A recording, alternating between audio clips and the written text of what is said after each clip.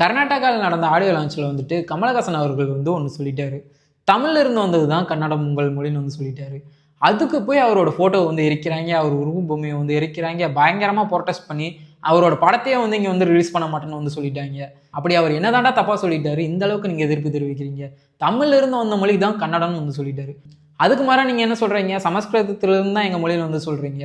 இப்போ சமஸ்கிருதத்திலிருந்து கன்னடம் வந்ததுன்னு சொல்கிறது உங்களுக்கு பெருமையாக இருக்குது, தமிழ்ல இருந்து வந்ததுன்னு சொல்கிறது உங்களுக்கு அதை வந்து நீங்கள் ஏற்றுக்கிறீங்க. ஆனால் எங்கள் மொழியிலேருந்து வந்துன்னு சொன்னால் அதை நீங்கள் வந்து எதிர்க்கிறீங்க.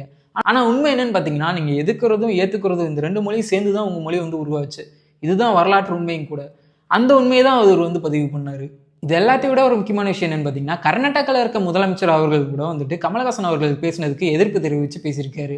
ஆனால் தமிழ்னு சொல்லிட்டு தமிழுக்கு நாங்கள் ஆதரவு கொடுப்போம்னு சொல்லிட்டு நம்ம தமிழ்நாட்டு முதலமைச்சர் அவர்கள் இதை பற்றி எந்த ஒரு பேச்சுமே பேசாமல் இருக்கிறது தான் ரொம்ப வருத்தமான விஷயம் கூட. கமலஹாசன் அவர்கள் வந்து 24 மணி நேரத்தில் எங்ககிட்ட வந்து மன்னிப்பு கேட்டே ஆகணும்னு வந்துட்டு அவங்க வந்து சொல்லி போராட்டம் பண்ணிட்டு இருக்காங்க.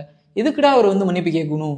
அவர் தமிழர்களோட வரலாற்று உண்மையை தானே வந்து பதிவு பண்ணாரு. இதுக்கு எதுக்கு மன்னிப்பு கேட்கணும்? அவரும் வந்து பார்த்தீங்கன்னா மன்னிப்பு கேட்க மாட்டேன்னு வந்து சொல்லிட்டாரு.